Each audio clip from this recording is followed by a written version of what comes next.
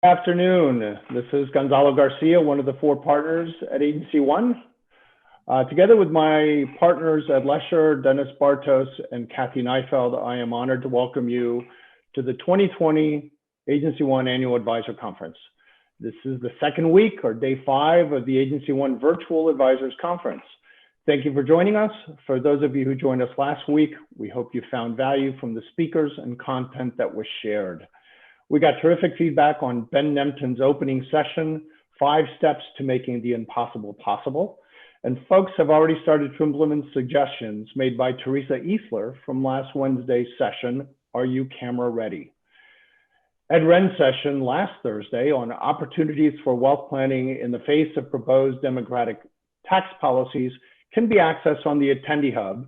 And if you had not done so already, I encourage you to log in and listen to this session later today or tomorrow, as Ed has agreed to return for a bonus session this Thursday, tomorrow at 3 o'clock, to provide both an executive summary of his session and to address any questions you might have.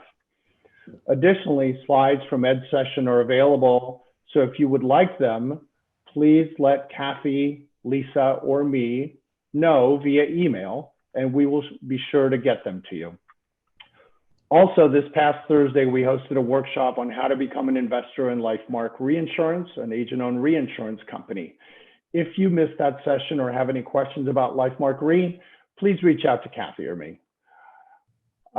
Yesterday, we heard from Tim Arnold from StoryBrand on the 7-step framework that is critical to telling a good story, followed by yours truly on new opportunities with charitable planning. All of these sessions have been recorded and can be accessed by you through the Attendee Hub. Hopefully many of you are joining us today, participated in the conference last week, so I'm going to abbreviate the history of AgencyONE and how we got where we are today. The principals of AgencyONE have been working together for more than 30 years, always in the life insurance brokerage space. We love what we do, and we love working with advisors that are part of our AgencyONE 100 group. One of the tenets or basic value propositions that is central to our AgencyONE offering is providing educational content, networking opportunities, and idea sharing with our advisors. Unfortunately, this year, our annual conference must be delivered virtually for obvious reasons, but we have tried hard to continue to deliver this AgencyONE value proposition to you in this virtual format. We hope we are succeeding. For those of you who attended our conferences in the past, thank you for being with us.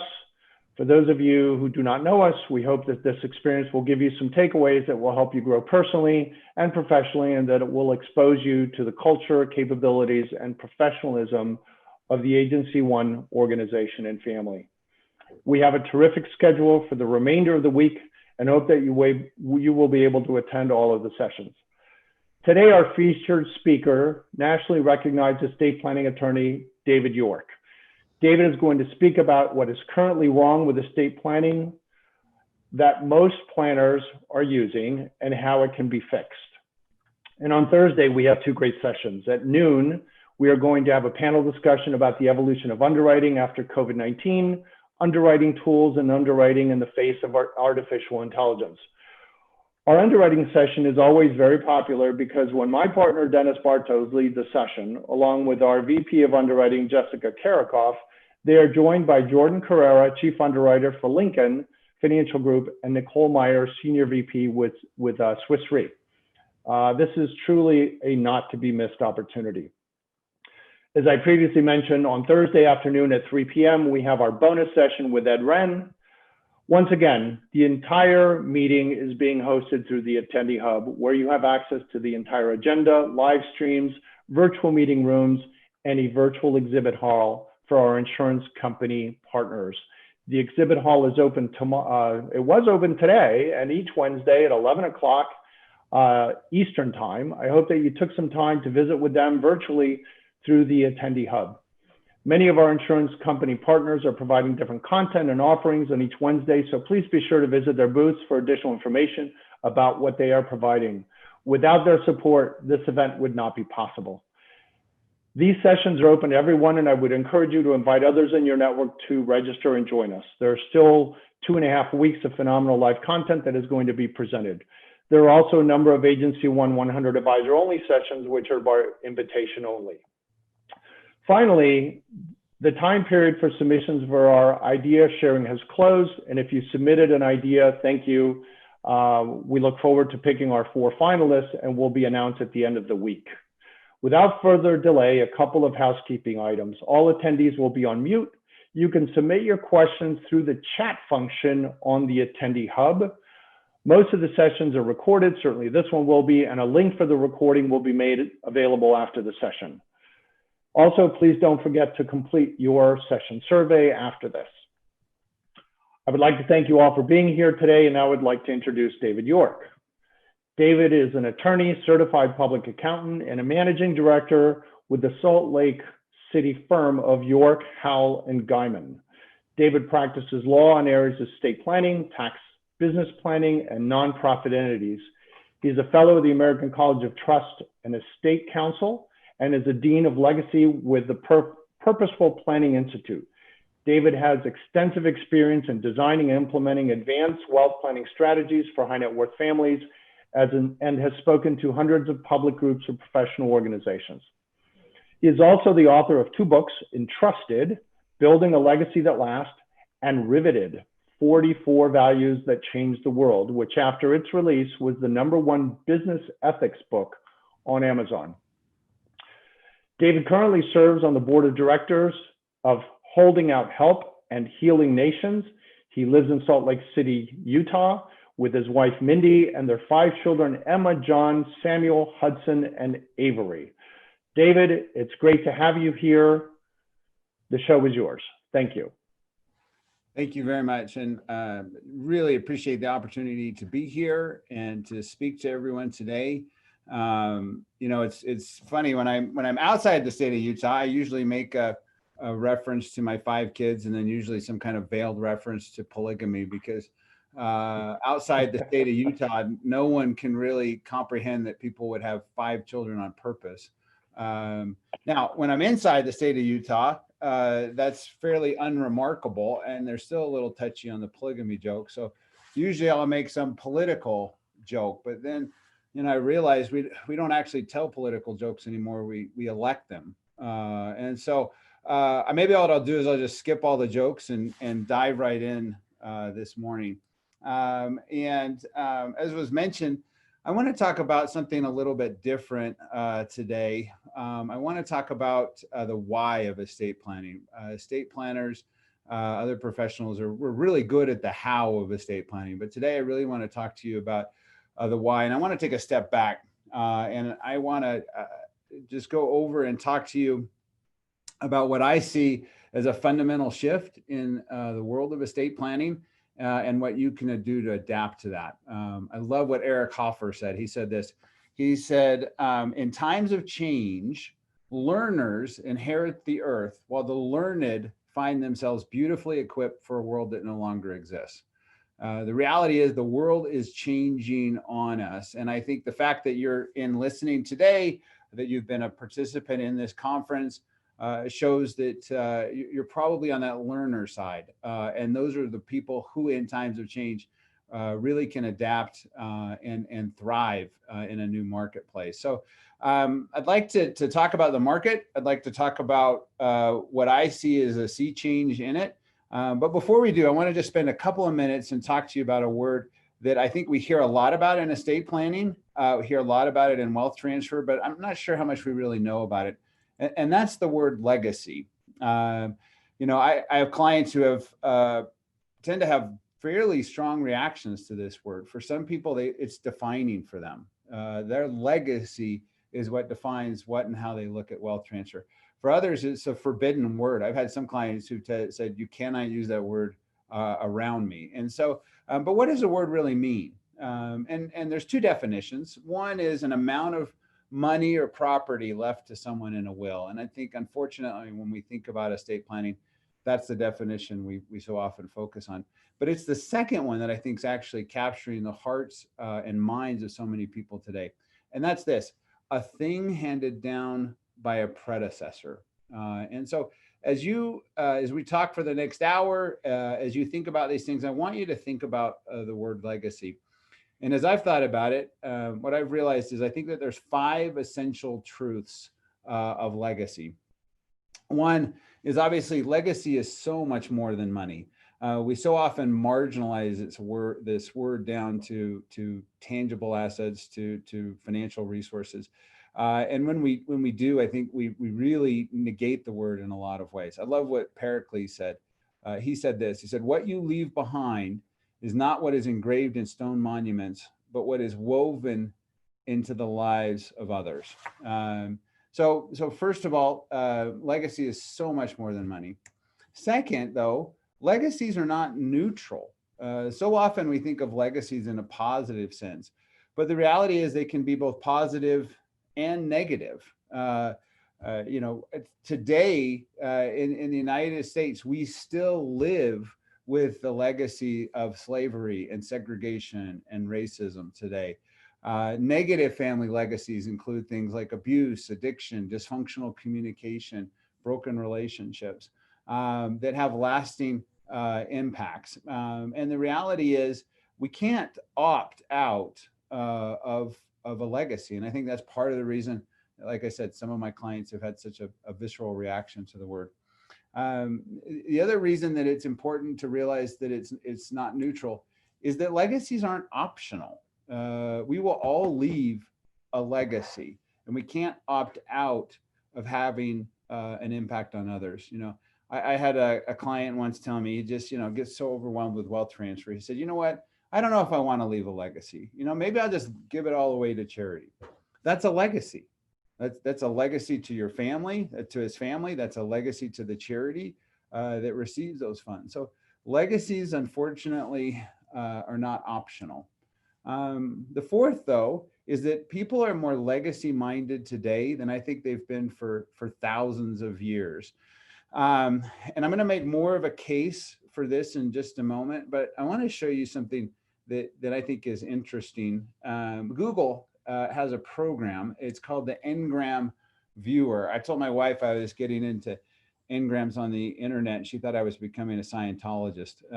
But it's not that. What it is it actually has gone back, and it's a collection of every book, article, magazine that they could find over the last 200 plus years. And then it allows you to search words within that to look and see what is the rate of the usage of that word, so that over time, you can see that. Now, as there became more and more published materials, it adjusts. So it's based on a percentage basis. And I want to look at a couple of words to show some interesting trends. The first is the use of the word legacy from the year 1800 to the present. And if you notice, since 1960, the use of the word legacy in literature is up more than 200%. For so much of human existence, it's really been about survival. And now we have an opportunity to not just live in the present, but look to the future. And so legacy and the concept of legacy is on the rise. So too is the word impact. The word impact is up, the usage of that is up more than 900% since 1940. And that word actually predates the 1800s. It was around, but used substantially more. And again, and you see this not just in wealth transfer, obviously, but we see this from a geopolitical standpoint and an environmental standpoint. We're starting to realize the impact that we can and do and will have in our actions. What about the word inheritance, right? That's a standard estate planning word. Its usage has actually gone down over time. In fact, it's down 50% since 1820. It's been on a slow decline in terms of use. So we're talking more about legacy. We're talking more about impact. We're actually talking less about inheritance. The fifth truth about legacy, and this is so important, is that legacies can be changed. We are constantly shifting and changing our legacies, and we're more than the sum of what we've done. I love what Andy Stanley says. He says, live your story today like you want your story told tomorrow. The reality is we talk so often about our predecessors and the problems that we've been left with. The reality is we will one day be the predecessors of the future, right? We are creating those things today, and we have the opportunity and the obligation to really think through these truths of legacy. Okay, so with that said, what I'd like to do is just spend a couple of minutes talking about what I see as the current state of wealth transfer in America. Then I want to kind of talk about the typical destination for inherited wealth, and then I want to talk about a new or different paradigm for wealth transfer. So as you look at the studies, as you look at the research, as you look at the surveys that are done among high net worth, there's a couple of truths that I think we see when it comes to wealth transfer today. The first is this, is that wealth is undirected. In one survey, 75% of high net worth individuals said it was important to leave an inheritance to their children, and yet only 20% said that they think their children are prepared to handle that wealth. I'm sure you've seen it. We've all seen it. The angst that people have about the impact that wealth will have on their kids. And it's because they think they're not prepared. More than 54%, more than half of high net worth individuals believe that their family would benefit from formal principles to guide the purpose and the meaning of their wealth, but only 10% have done so. That means 90% of families have not put any purpose or meaning to their wealth transfer. That number is going to come up again in just a second.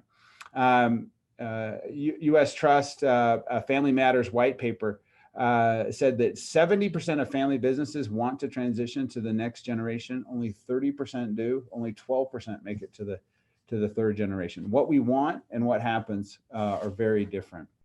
The second reality is that parents are procrastinating. They did a survey and they said, what's the average age you think that you should start engaging in meaningful financial education? And most parents said 18. Personally, I think that's way too old. I think you got to start a lot younger than that.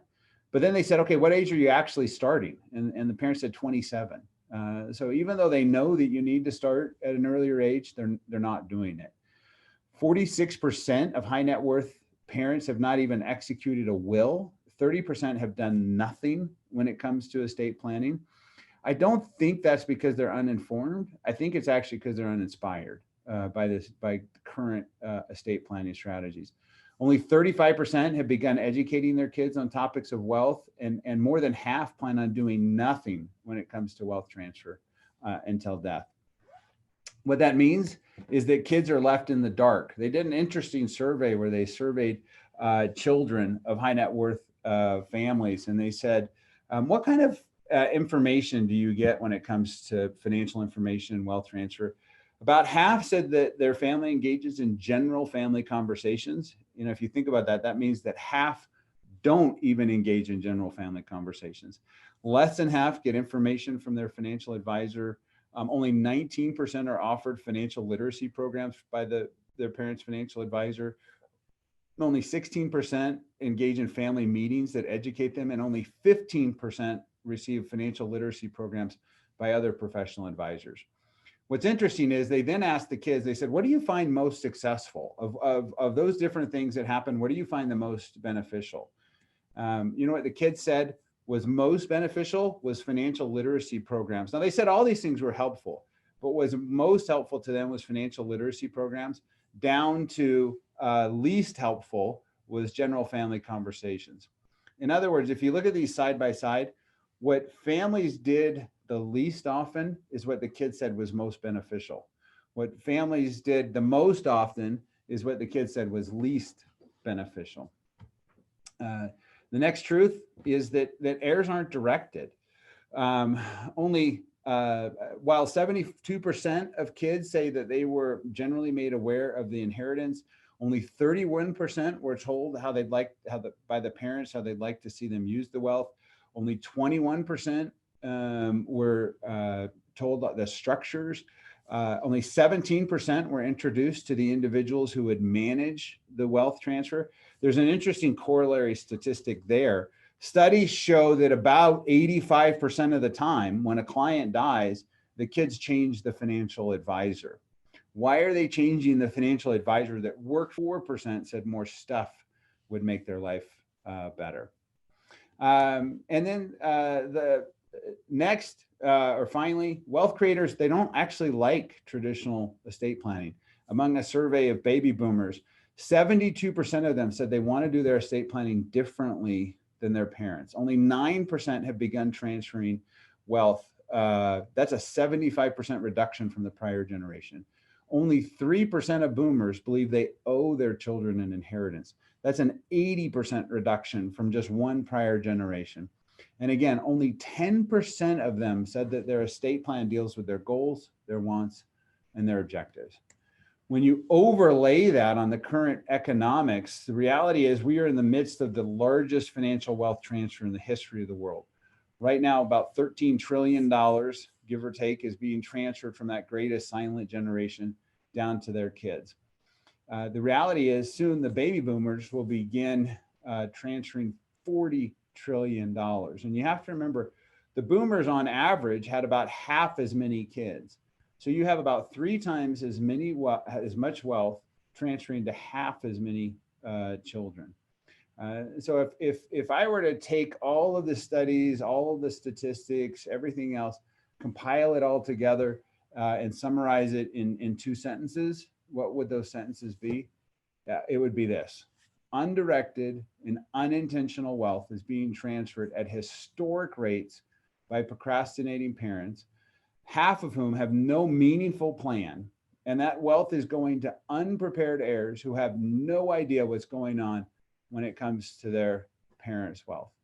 And if that weren't bad enough, the reality is they're financial professionals, the attorneys, the CPAs, they're financial advisors. We are literally doing little to nothing about that. So with all those concerns, with all those worries, with all those issues, what's the current market solve? What do we come to bring clients to help them solve these issues? I think that the vast majority, financial services in the United States is $1 trillion industry. That's one with a T, $1 trillion industry. And I think it's built primarily on 4 things. It's built on control of assets, right? So much of estate planning is about control. It's about tax efficiency, right? How many of us have clients calling up worrying about what's happening politically? It's about protecting assets. And then it's about return on investment, right? It's about trying to maximize that. This is what $1 trillion industry is built on. Here's the problem though, especially when it comes to return on investment. 95% of professional advisors can't beat the market. 70 to 95% of the time, like I said, on average, about 85% of the time, wealth changes hands at death. And you're about to have the largest financial wealth handover in history. And in many areas, as professionals, we're becoming commoditized. What do I think the market should focus on? I actually think we should focus on communication, cohesion, identity, and impact. That's what I actually think clients care about. And how do I know this? It's because I've been asking clients for the last several years 4 questions, and I've been consistently getting the same answer. So I'm going to ask each of you the same questions, and I want you to think through your answers. Question 1, if you could transfer all of your financial wealth without any tax, or you could have grateful children, what would you pick? If you could average a 12% return on your investments, or you had children who were self-reliant, self-sufficient, productive, and mature, what would you pick? If you could completely asset protect all of your assets, or you had children who knew who they were and what they valued, what would you pick? And if you could ensure that your assets were used exactly as you outlined, or that your family was engaged, involved, and connected with each other 50 years from now, what would you pick? Now, I'm not saying that control and tax efficiency and asset protection and return on investment aren't important. They are. They're very important. But what I'm saying is this: whenever I ask clients to pick between preparing their wealth for their children or preparing their children for their wealth, invariably the answer is always focused on the children and preparing them. And so think about it. If you could help clients with these primary drivers, I think you could actually have clients for life when it comes to those secondary drivers. An interesting study, this was done years ago, but I think it's so interesting. They did a survey among high net worth individuals, and they said, what risks do you face? What concerns do you have when it comes to successfully transferring your wealth looking forward? 41% said we're concerned about estate and financial planning risks. 36% of them said economy, business, financial market risks. 16% said political and tax risks. And only about 7% said, oh, we're concerned about family dynamics and relationships. But they then went to groups of families where the wealth transfer had failed, broken relationships, lost wealth, addictions, all of those other issues. And they said, what got you? What happened? 60% of those who had failed wealth transfer said it was a result of lack of communication and trust in the family. 37% said it was unprepared heirs. And only 3% said it was failures in the financial, estate planning, tax, or investment structuring. And what's crazy to me is $1 trillion industry is focused on solving the 3% issue. And yet 97% of the time, it's something other than that. So what's the solve? What's the solution?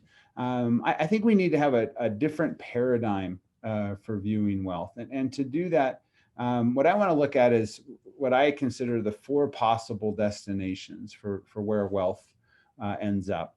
And to look at these, I want to look at 2 different variables, okay? And just get out our old XY axis.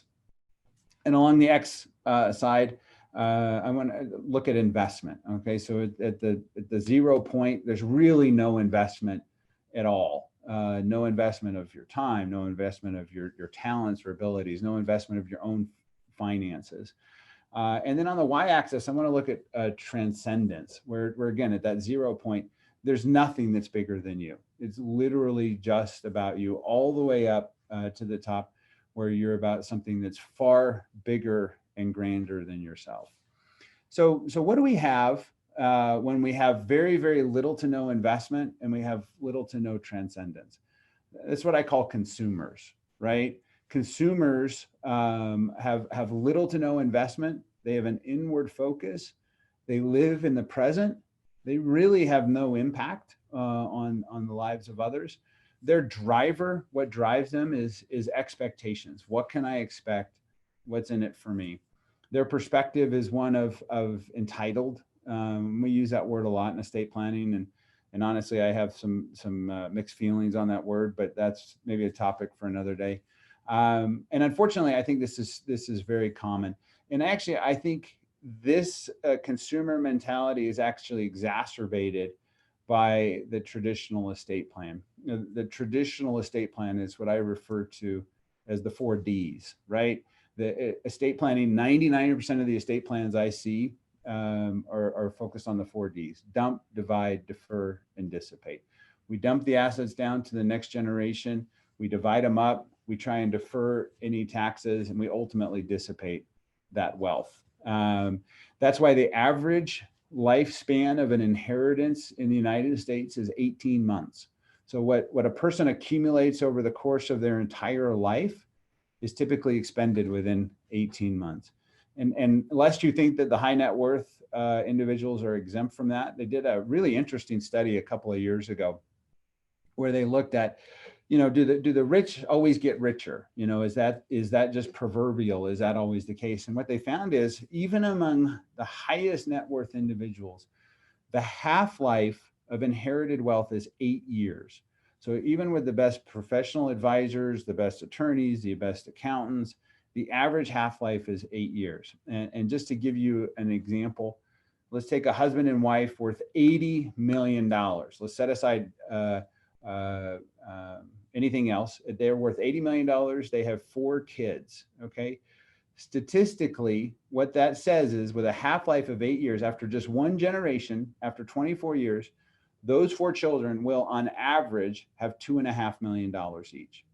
That $80 million estate for husband and wife becomes on average $2.5 million within just one generation to each of those kids. Again, this is why I think only 30% of family businesses actually make it to the next generation. It reminds me, I was walking through the mall with my daughter once. She was 18 at the time, and she saw a shirt she really liked in a store window. And she said, "Dad, I really like that shirt." And I said, "Well, you have money, you can buy that." And she said, she goes, "I don't like it my money that much. I just like it your money that much." And the reality is, at the end of the day, what a consumer lacks is any level of investment. And a study after study shows that when something doesn't cost us, we simply don't and can't value it. And that's one of the things that I've learned over the years of estate planning, is my clients invariably have earned their wealth through hard work, stress, risk, sleepless nights, worry, and they've accumulated this wealth. That cost brings great value to what they've accumulated. Unfortunately, I can't transfer the cost. I can't transfer the pain. I can only transfer the financial resources. As a result, that comes to them without that value component. Okay, so what do you have though if you have high level of transcendence, but maybe not a lack of investment? Those are what I call the dreamers. These people are either unwilling to invest, unable to invest because they lack resources, or what I find most tragically in high net worth family situations, they've never actually been asked to invest, right? A lot of my clients say, "Look, I went through all that work and and pain and suffering to build my wealth. Shouldn't that entitle me to help my kids avoid that pain," without realizing that the pain is what brought the value. And unfortunately, too many kids, they do have an outward focus. They are looking to the future. Their driver is meaning to them. They're looking for an enriching, engaging life. But because they either won't invest, they can't invest because they don't have resources, or they simply not been asked to, they end up in this category. And unfortunately, they tend to make a small impact. What about the other side? What does it look like if we have someone who's highly invested, but not necessarily with a level of transcendence beyond themselves? These are what I call the owners. These people are fully engaged, fully invested. These are the builders. These are the drivers. These are the doers. They're deeply invested. They have an inward drive and focus. They live in the moment. They see the world as it is, and they see solutions to make it better. They have significant impacts. A lot of us have clients who are owners, right? Their driver is return. Their perspective is enterprising. These are the entrepreneurs. And again, they tend to not be a huge portion of the population. But what would you have if you had someone who was fully invested in something bigger than themselves? These are what I refer to as the stewards. These people are fully invested, and it's in something bigger than themselves. I find these are the happiest people in the world. These are the world changers. These people are deeply invested. They have an outward focus. They live in the present. They see the world as it is, but they see the world as it can be, like that dreamer. But they've added the investment component. These people have profound and lasting impacts. Their driver is purpose. Their perspective is not one of entitlement, it's one of feeling entrusted. And these are some of the rarest people. But again, these are the people that I find to be the happiest, most impactful people. What happens too often in estate planning is we see the issues and we see the problems with consumerism. And so what the natural reaction inside with clients and estate planners is, let's just limit how much we give to the kids, right? Let's either limit it to income, or let's give away a lot to charity, and let's set a minimum sum. And there's nothing inherently wrong with that. but we need to realize that the opposite of consumerism isn't less consumerism, right? That's just minimalism. That's just a less consumerism. The opposite of consumerism is stewardship. The opposite of not being invested and being about yourself is to be fully invested in something that's bigger than yourself. Let me give an example of that. Last year, back when people could travel and leave their homes and go places, I took the whole brood and we spent 2 weeks in Italy, and we spent some time in Verona, and actually went out to a vineyard in Verona. The Caperso winery is a 5th generation winery. It was started in 1896. Their motto is Si mettiamo vita, coltiviamo viti, celebriamo vini. And what that means is we live lives, we cultivate vines, we celebrate wines. They're on about 40 acres. They produce about 20,000 bottles a year from their 20% of their best grapes. They produce 5 different kinds of red wine. Didn't even know there were 5 different kinds. So I was talking with the owner or the 5th generation daughter, who's actually raising the 6th generation on the winery. And I said, what's the secret to a 5th generation family business? Like, what's the secret? And what she said was, she goes, it's one word. So for just a second, I want you guys to think, what is the one word that would encapsulate the secret of a 5 generation, soon to be 6th generation family business? And, I'm thinking through all these different words, but then this is what she said, and I'll never forget it. She said this, she said, the secret is passion. She said, it's a beautiful work, but it's also very hard. You have to both look up and see the beauty and look down and do the work. Within just that simple statement, you see these 2 building blocks, right? That for them, the beauty is the transcendence, and the hard work, the effort, is the investment. The investment leads, the transcendence leads to the investment. The investment actually produces that transcendent beauty. So how do you get to stewardship? How do we change the model from consumerism to stewardship? Well, I think you need a different paradigm, and I really think it's a 3-step process. You have to articulate the purpose. You got to know the purpose. You have to understand the culture that you're in as a family and the cross currents that can get in the way, and I'll explain that. And then you need to align the planning. So many of my clients say, look, I want to raise children who are self-reliant, self-sufficient, productive, and mature. And I say, that's great. So what does your estate plan say? Oh, it says if I die, here's a whole bunch of money, go do anything you want with it, right? There's a complete misalignment. What we need to do is align the purpose with the planning. So what do we mean by purpose? Purpose is really just comes when we're fully engaged in something bigger than ourselves. If we don't have that investment, that purpose can lead off into the dreamer world. If we don't have that transcendence, that purpose can drop down into that owner quadrant.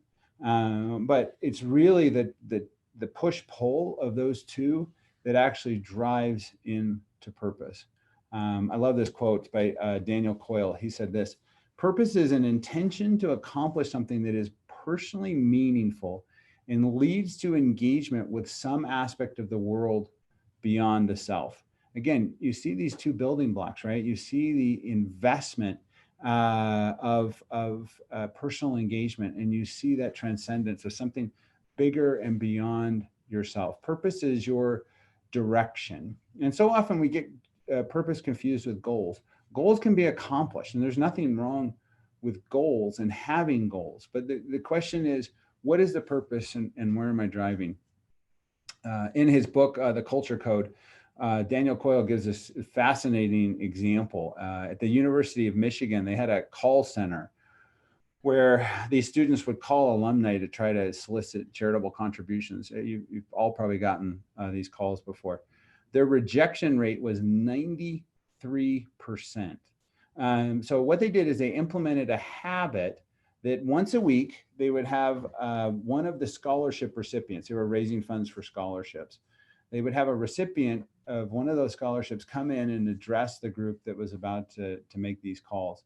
And they said, look, we just want you to take 5 minutes and we want you to share 2 things. First, where you came from and what the money that we have raised through this has done and impacted your life. That's it. That's all they did. As a result of that, time spent calling increased 142%, and weekly revenue increased 172%. That's it. They didn't pay the kids more. They didn't change the script. They didn't do anything else. All they did was remind the kids of what they were doing and the impact that it made.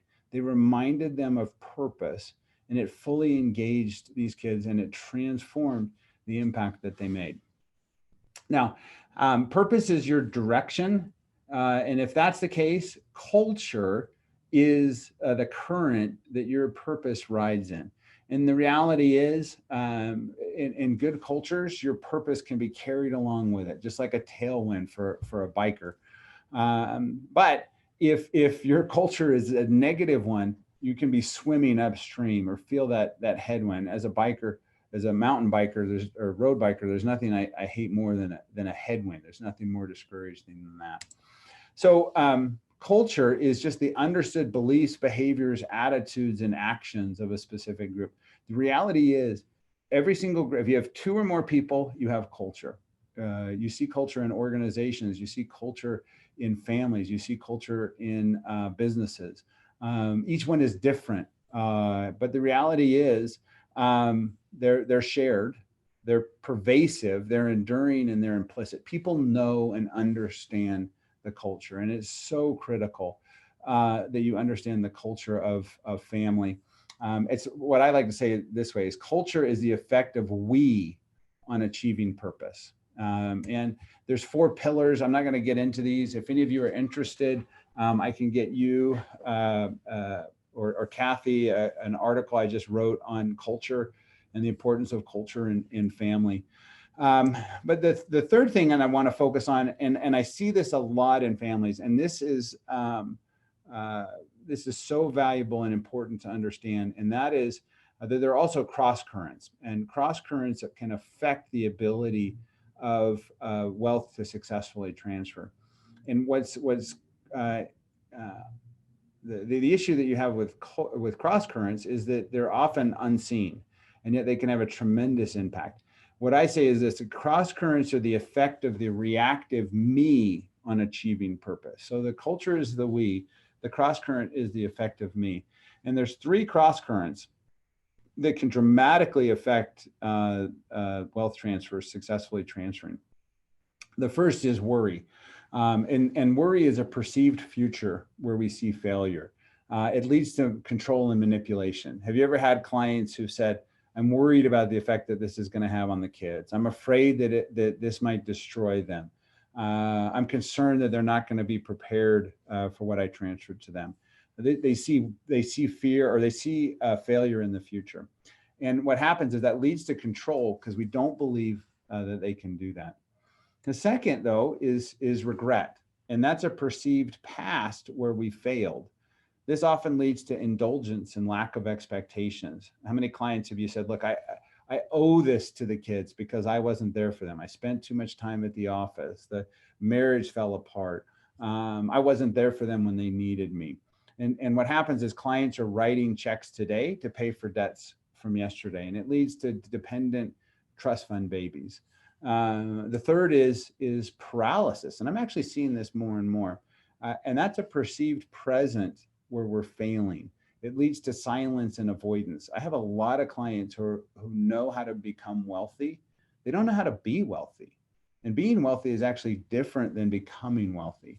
And they say, I don't know what to tell my kids. I don't know what to say to them. I don't know how I should communicate with them. It leads to disconnection and inauthenticity. And it's really important to identify and understand these. What I find invariably is every client wants to get to the same spot. And that's just freedom. That's a perspective that's transcendent of past, present, and future. It's based on trust and belief. It says, look, I believe my kids would be fine if I left them nothing. And I think they would change the world if I left them everything. If you got to that point, you're free. You're free to do anything you want to with your wealth. And ultimately, it's relational. It's not structural. So in the last 10 minutes or so, and then I want to open it up to questions, but I want to give you some practical ways that you could look at building and fostering and creating stewards in your life, things that clients could do to build and grow stewards in their families as well. So 6 things. First and foremost, strategy should be seen as the caboose and not the engine. We live in the golden age of estate planning. We've got an acronym for everything. We love our CRATs and GRATs and IDGITs and digits and skins. And I once did a Delaware incomplete gift non-grantor trust, and I added a donor-only non-gifting provision just so I could have a ding-dong trust, right? We love our acronyms and we love our tools. But then again, I was looking at those pillars and I said, okay, look, estate planning is built on control, reducing taxes, asset protection, probate avoidance. Then I realized that the acronym for that is CRAP. Okay. So again, I'm not talking against any of those things, but strategy should always be the caboose. I love what and I'm not sure who said this, but they said this: marry the vision, date the strategy, right? We need to be married to a vision. We need to have a vision for wealth and its purpose. Our clients need to help create a vision for their wealth and its purpose. And then we use strategy to accomplish that. There's nothing wrong with having good strategy, but it should always flow from purpose and culture. Second, we need to draw the map, right? You can't possibly go on a journey unless you know where you want to go and where you are. And yet so many times in estate planning and wealth transfer planning, we assume where clients are, we assume where they want to go. And oftentimes they end up in destinations that they have no interest in. So purpose and having a purpose for the wealth actually gives us direction. Understanding the culture and the cross currents we're in actually understands where we are today and the obstacles that are in the way. And then once we do that, it's actually the easiest part is connecting those two things together. And a lot of this has to do with asking questions and getting stories. We feel like in our profession, we have to provide information. Here's the truth. Clients have access with their phones to the sum total of all information in the history of the world. The reality is data and information inform, but questions and stories transform. And I think we need to get out of the information business because that ultimately is a commodity. We need to help clients get into the transformation business, which is relational, and it's something that can't be duplicated. Third, we need to not focus on money, we need to focus on meaning. There's a great study that looked at a correlation between the amount of money someone has and relative happiness. And to no one's surprise, they found, look, as you made more money in the United States, and they found this true across the world, that as you made more money, you were happier, but only to a certain point. In the United States, it was at about $90,000. And what they found is as people actually made more money than that, their relative happiness actually started to go down. And they found 3 reasons why. The first is the amount of additional work and stress necessary. Obviously, you work more, you got to work more to make more, and the stress associated with that. The second is unhealthy social comparisons, and there's fascinating stories on that and studies on that, where you're happy about the size of your house until the neighbor builds a bigger house, right? But the third is the most interesting. It said at about 90,000 in the United States, depending on where you live, you can accomplish or you can get everything you need, and then you go to what you want. And needs are quantifiable, but not wants are actually insatiable. And so, again, simply having more money doesn't bring more happiness. There's a great book by Emily Smith called The Power of Meaning, and in there she identifies 4 key elements for meaning in life. Number 1, first and foremost, is a sense of belonging. People who have a sense of belonging in a family, in a community group, a religious group, have higher senses of meaning than those who don't feel a sense of belonging. Number two, we talked about purpose. Number three, transcendence. Feeling like there was something bigger than yourself actually leads to a large, high level of meaning. And then the fourth was actually fascinating, and that's story. Story is so valuable and so important. And I've seen so many transformative experiences with clients who are able to simply just share their story with their kids, but in turn, hear the story of the kids to the parents. Powerful way to create meaning. Fourth, we need to give away more than just money. I have a lot of clients who feel like, hey, if I set up the family foundation and we do engage in charity, it's a way to bring the family together to focus and encourage on cohesion and a sense of belonging. Here's my experience. Expecting younger generations to embrace giving away the money you didn't give to them to charitable organizations they don't connect with in ways that don't resonate with them, it's not a recipe for increased communication, cohesion, identity, and impact. Okay, so you have to be really careful with charitable giving. A huge fan of charitable giving, but you need to be thoughtful. Interesting study just looked at the differences between even just the boomers and the millennials. Boomers in general tend to be far more planned in their giving. They tend to not actually be nearly as optimistic about the impact that charity can have. And they tend to support a very limited number of causes and those with more proven track records. Millennials, on the other hand, they tend to give more spontaneously. They're actually twice as optimistic that nonprofits and charities can have a positive impact. And they tend to support a lot of broad causes. So they give differently, they view things differently. And unless you understand that, you actually can create tension in charitable giving. This was a really interesting study. It looked at, it had by generation, what are the key areas of charitable giving and value, or where do you want to give funds? And you see this, and you see some interesting trends. Emergency relief, number 3 for the silent generation, all the way down to number 7 for Gen Z. I don't think this is actually because, you know, the younger generations don't care about emergency relief. I think they actually just see this as more of a tool or role for government. But regardless, you see that going down. Formal education, that's dropped off. Older people tend to support that more, not nearly so much among the younger generation.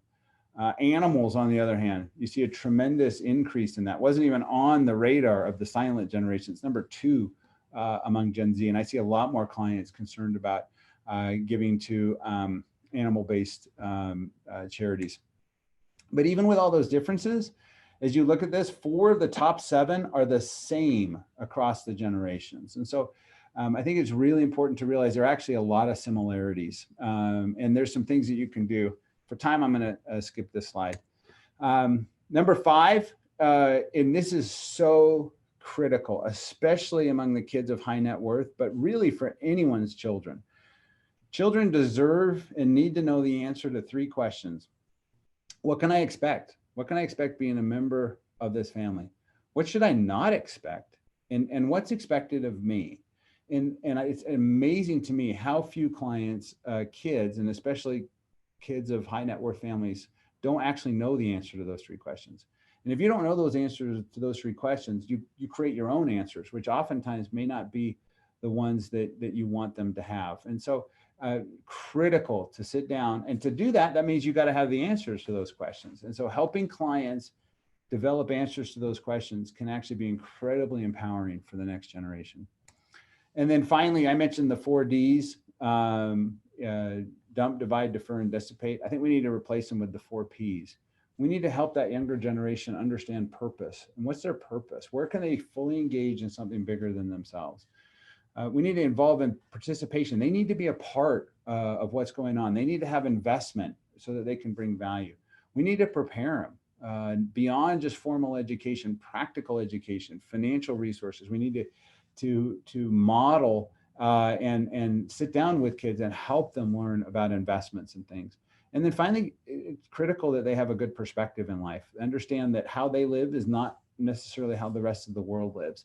And to realize that opportunity comes with responsibility as well, and to understand what the world really looks like so that they can have a proper perspective. So With that, I know that's a lot to go over. Maybe it's good that it's recorded so you can go back and look at all that. But with that, maybe I'll open it up and see if Gonzalo has any questions or anything that we want to address. Yes, David, can you hear me? Yes. Yeah, great.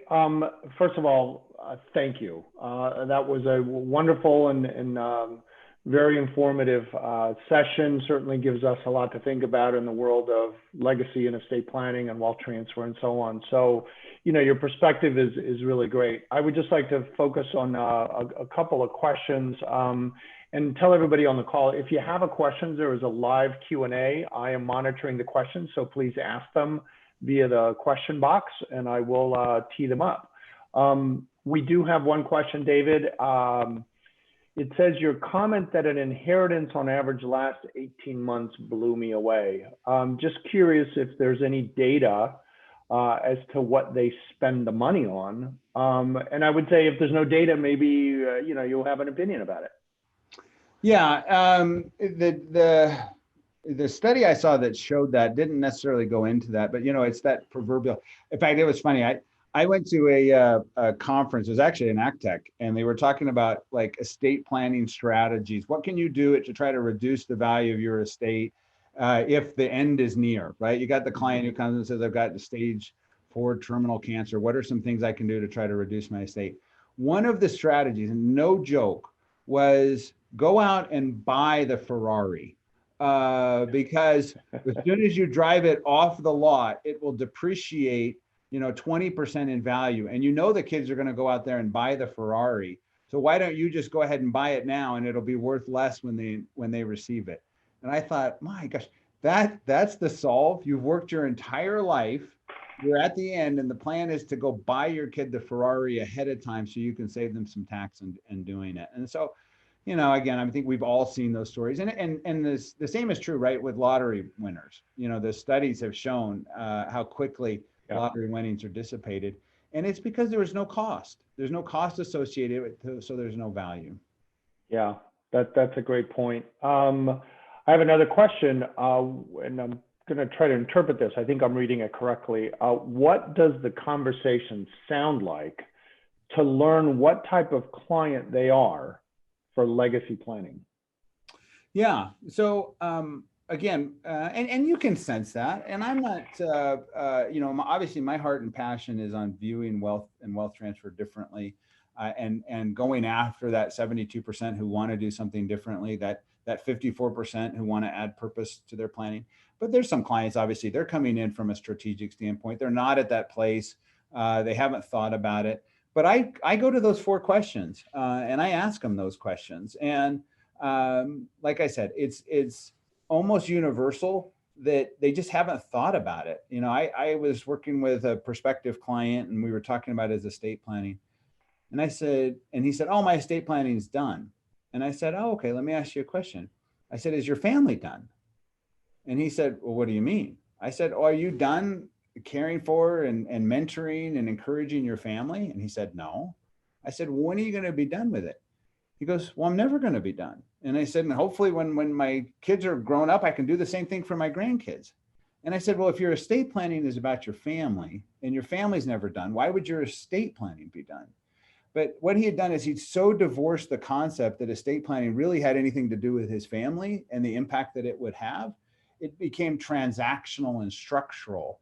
And so really just helping to even change the paradigm of thinking about purpose and meaning and impact to wealth takes it out of that transactional standpoint and actually allows clients to vision cast. And here's the interesting thing. I actually find once you can cast a vision for wealth, you actually re-engage clients in the wealth transfer process. How many clients where it would make sense to get some additional life insurance to provide liquidity for the family to create succession? If they're concerned about the negative effect that wealth will have on their kids, and you come along and say, look, here's how I can transfer even more wealth to them, you're actually going against what they fear the most, right? But if you can actually catch a vision for what that wealth can do, I actually find clients who want to lever that up. because they want their wealth to have an even more impact because there's meaning and purpose behind it. So again, I don't think clients are uninformed. I think they're uninspired. And if we can have them just think about wealth differently, I actually find them engaging in things like life insurance and retirement planning, and beginning stages of wealth transfer. And that's the other cool thing. I see a lot of clients who the kids will come and work with their existing financial advisor on a really relatively small amount where the kids earn a little bit, parents might leverage that with a loan, but now they're sitting down with the financial advisor. By the way, great opportunity for the financial advisor to work with that next generation, build those relationships so they're not part of that 87, 83% who've never been met. So there's a lot of ways that if we look at it differently, actually create engagement on the part of mom and dad and wealth transfer and the kids. Yeah. Great question, and great feedback. A couple more, and I will turn this back over to our next session. Somebody asked, are the slides going to be available? I know that the recording will be posted on our attendee hub. Are these slides available for distribution? Yes, you guys should have those. I've got those Okay. in PDF for you. So Got it. people didn't have to screenshot a lot of stuff. Got it. And I've got another interesting one. So you have 5 kids of what I would imagine are varying ages. When did you begin to have the conversation with them? And what did you focus on at the beginning? And how has that changed over time, if at all? Yeah, it's a good question. And, it's so funny because it's the tyranny of the urgent, right? We're so focused on working and building and creating that we forget about the doing and the how. And so one of the things that when I started thinking about this differently, I realized, the single most common characteristic of families who successfully transfer wealth is that they knew who they were, what they valued, and what they believed. And I'm sitting there realizing that and entrusted, we talk about that. And I realized I don't even know what I value. I'm like, heck, I'm a lawyer. Maybe I don't even have values, right? And so we actually developed a game that we play. And so I sat down and played with the kids, and just understanding their values has been transformative because now I know where to engage with them. I know how to communicate with them. And the reality is we've taken families down as young as 8. And yet I would say one of the biggest struggles of the younger generation is knowing who they are, what they value, and what they believe. So once we started doing that, and then we could engage with the kids on what they valued, because we believe that the best families, it's about unity and diversity. It's not about conformity. It's not about everybody being the same, but it's in that Venn diagram of a family. Where can we agree and where can we share? And then where can you be unique? And so that's what I would say is that discovery process was transformative for us when we started to do that. That's great. That's great. Thank you for sharing that. I don't have any more questions, and we're just a few minutes over our time. David, that was a great session, and it's certainly what I was hoping for in having you on. And I'm just very grateful for the fact that you did this and that we're with us to share today for this hour. Thank you for that. I want to remind everybody that please complete the survey for the sessions, and that tomorrow we are going to have our very own Dennis Bartos with Jessica Karakoff, and 2 very influential people in the life insurance industry from an underwriting perspective, Jordan Carrera and Nicole Myers from Swiss Re, Jordan from Lincoln Financial Group. Please join us at noon tomorrow. And then at 3 o'clock tomorrow afternoon, we're going to have Ed Wren with his bonus session due to our little tech glitch last week. So David, again, thank you. We will send out the slides. We will send out information on if anybody needs to get in touch with you for any reason, maybe engage you in helping them do some estate planning for their own clients. So David, thank you so much again for your time today. Really appreciate it. And that concludes our session. Thank you very much, everybody who was on. Take care.